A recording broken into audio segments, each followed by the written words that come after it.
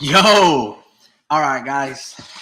Now, one of the best fights of the year, probably will be the best, is going to be Canelo versus Jermell Charlo. This fight here will be better than Ryan versus Tank, David Benavidez versus Caleb Plant, Loma versus Devin Haney, right? Naoya Inoue versus Stephen Fulton, Errol versus Spence. But yet the hype is nowhere near the significance, the importance, and of how grand this fucking fight really is. You see, a lot of people forget, all right? This is one thing that I hate about hardcore boxing fans and just boxing fans. Hell, and the human condition is that we have a very short-term memory. Okay, I know in this day of age, at least going past the last 2-3 years, essentially during COVID time, being undisputed was really never talked about. Not only was it not talked about, promoters, boxers didn't really care to become it. Fans, extreme diehard fans, they asked for it because there were too many champions per weight class. Ever since Pacquiao and Floyd Mayweather dominated their reign in the early 2000s all the way up to the late, mid, 2020s, around that year, everybody wanted them to fight each other so we can know who the best fighter was in their respective weight class. So fans didn't really have any power, any say in terms of what fights we wanted to see and what fighters we wanted our best champions to fight. Fans didn't have a say, right? Pacquiao and Floyd were doing $1 million buys, fucking fighting like the likes of Robert Guerrero, Victor Ortiz, like a bunch of these fighters, right? So the fans had no say, but there was such a big divisiveness between fans that it just created an amount of buzz and generated a lot of attention all on YouTube, all right? And even before YouTube, to be honest with you. So we called for Undisputed, and essentially we never got it up until essentially during the COVID years, right? We ended up seeing, sure, we did see Terrence Bud Crawford, but no one really made a big deal about it. But that was a huge deal because he was the first undisputed champion since Bernard Hopkins. And it was almost like a decade or almost 20 years after the fact. It was a huge fucking deal, right? And then we ended up seeing like Teofimo Lopez become undisputed, and then George Kambosos. Then we see Devin Haney, Jermell Charlo, Josh Taylor, Canelo Alvarez, Alexander Usyk. We see it's much more of abundance. Naoya Inoue. So maybe it's gotten a little, padded, but it's still an incredible feat. It's very difficult, right? With crossover and promoters, network disputes. Oh, I need you to fight. It's a rarity. It's literally like seeing a unicorn. It rarely fucking happens, right? What's even much more rare is seeing an undisputed fighter versus another undisputed fighter.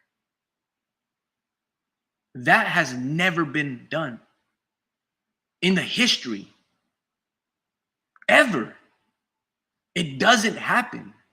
Now we might see, an undisputed fighter move up in weight and fight a unified fighter, right? And that's when that fighter either gets the attention or the recognition. Essentially, the promotion and those press conferences that we've had in New York and LA, and the energy of Jermell and the energy of Canelo Alvarez, it does not bring that spunk that's needed for this magnitude of this fight. This is a historic, significant fight between two undisputed fighters, and that has never happened. I can't stress that enough. It's the first time in the history of the sport that this has happened. And it's a damn good fucking fight. The Charlo that I saw versus Brian Castano too, that's the best Charlo I've ever seen. He had great lateral movement, great punch selection, punched in between punches, and he made an amazing adjustments from that first fight that was a draw with Castano. If that Charlo shows up I'm gonna make a bold statement. He might drop Canelo Alvarez. Now you can be like, bro, what the fuck? Jermell isn't a bigger puncher than Triple G, Kovalev, Callum Smith. He doesn't have to be. If you go watch Amir Khan versus Canelo, Amir Khan's speed dazed Canelo and like kind of lifted him because he didn't see the punch coming. That Jermell Charlo that I saw versus Brian Castano too, I saw similar athletic, powerful, and quick punches landing on Brian Castano. All straight punches too. Conversely, this will also be the first fight that I see Canelo knocking down, hell, even knocking out Jermell Charlo. I don't think anybody has ever done that at Jermell. Right? I know Vanes Martosin knocked down Andrade, I think with a 2-1, and then it was a jab that dropped him. But I don't think anybody has dropped Jermell. I could be wrong. I got to maybe go back all the way to the early days, right? Like them Oscar De La Hoya days recruiting these black fighters like he did with Keith Thurman. And in that fight, Keith Thurman got dropped, right? Maybe Jermell got dropped in his early days. But to my knowledge and my recollection, I haven't seen it. So I think both of these fighters are going to get dropped. I know it's crazy, but this is the best fight of 2023. And we've had an amazing run of this year. The Canelo that I've seen in the past couple of fights, going back to Triple G, going back to the Bibble fight, I'm seeing a wear and tear Canelo. All right. If you really notice Canelo's body, not only has he been manipulating his weight a lot and moving up into 6 weight classes, but that takes a toll on your body. It takes a toll on his knees. If you look at Canelo, since the Triple G fight, even maybe earlier, maybe in the Cotto fight, you notice a knee brace. I know he's had surgery on it, but I don't know if it's like an ACL tear or just some inflammation, taking out whatever, tear, or maybe a ligament restoration, or maybe, like, again, just inflammation. I'm not too sure, but his body's breaking down. It only makes sense he's getting near 70 fights, let alone the rigorous long training camps he's having, right? To my knowledge, he's been gassing out in that Triple G third fight and the Bibble fight because he hasn't really been doing road work. Now he's doing it all over again. Again, it's due to that wear and tear on his knees, powerlifting and all these things. Jermell in this fight, okay, the only problems that I see with that statement of him being able to drop Canelo and having a flash knockdown is he hasn't fought over a year. He's coming off hand surgery, and he's moving up 14 pounds. The moving up isn't really the big problem because he's naturally bigger, longer, and his bone has more impact than Canelo. That's actually going to benefit Jermell as long as he doesn't lose his speed. All right. One of the beautiful parts about the career of Manny Pacquiao is he never lost his speed as he was moving up. So he was able to throw 1,000 punches, 500 punches plus against these much bigger men, and he beat them with speed. He beat them to the punch. If Jermell Charlo focuses more on his speed rather than trying to prove a point, that he's fucking bigger and stronger than Canelo, he will get that knockdown. This is the best fight of 2023. It'll happen between Canelo and Jermell Charlo. Out of all the high expectation fights that we wanted, they've all been one-sided. Tank beat the snot out of Ryan. Naoya Inoue beat the fuck out of Stephen Fulton. So did Bud Crawford, right? Essentially, so did David Benavidez. Devin versus Lomachenko was a very close fight, right? With no fighter really being much more dominant than the other. I had Loma winning, but that's beside the point. It's not like he completely dominated Devin Haney. No, like punch stats, punches landed. The rounds were very close, maybe separated by a last-minute flurry or 2 or 3 different shots. That's not what domination looks like. Domination is what Naoya did to Steven and what Bud did to Errol. That's clear domination.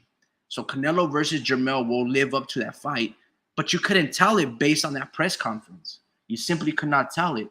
Jermell's energy was very, very respectful. Out of all the times that we see Jermell Charlo talk his rah-rah shit, comes through IG Lives, comes through going to other fighters, his fucking fights. And then he talks shit to people, him and his brother, to fighters that they never fight.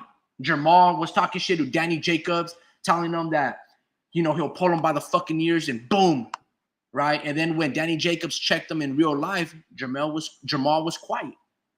Same thing, they were talking a gang of shit to Jarrett Hurd. And when Jarrett Hurd pulled up on both of them, you know, he threw a fucking Stockton slap. I don't know if he slapped one of them dudes, right?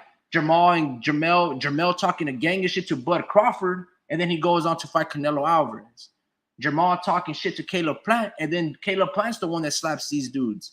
So they'll talk all their rah-rah shit on IG Lives and in interviews.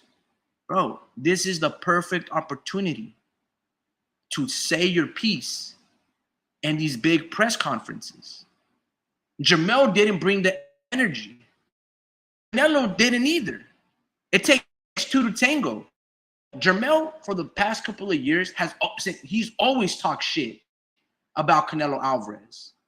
Okay? How he ducked him and all these things. He said in a Fight Hype interview that one of the reasons that he left Golden Boy, even though they treated him well, one of the reasons he left Golden Boy was they didn't give him the Canelo Alvarez fight. Right? Now, if you ask Oscar De La Hoya, had he gave him Canelo and Canelo to his older brother Jermell, maybe Oscar has 3 pay-per-view stars, Jermell, and Charlo. But 2 walked out the door just trying to save Canelo, and guess what? Canelo ended up leaving Oscar. This is one of the downfalls of trying to preserve a fighter and giving them everything because they're not grateful. In the long term, you know, and maybe conversely, Canelo would be like, no, Oscar was the one that's not grateful, right? And you see Ryan Garcia trying to leave. Jermell did not bring the energy that's needed. He could have been like, bro, I thought you wasn't even going to give this fight to me because you've been ducking me since 2011 all the way to 2016, right?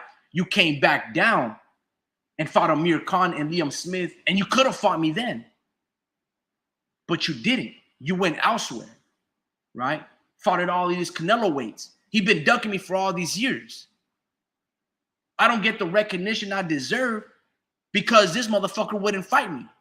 And I had to stay and be the man at the king of the hill, the last man remaining at the hilltop at 154 because none of these dudes wanted to fight me. And I guarantee you, had he spoken that way, there's a lot of more buildup. This is a huge moment, a historical moment, and they're not seizing the moment. These 2 fighters aren't. Canelo can be like, bruh, I fought Floyd, Erislandy Lara. I fought Austin Trout, James Kirkland, Liam Smith, manipulated all these weights, and you still couldn't make this fight happen with me. You didn't fight Erislandy Lara. You didn't fight these fighters that I fought. This is a huge moment, and these guys are not seizing it. They're not doing the proper buildup. Jermell saying, Canelo's a cool guy. Bro, what the fuck? Who cares if he's a cool guy? We know he's a cool guy.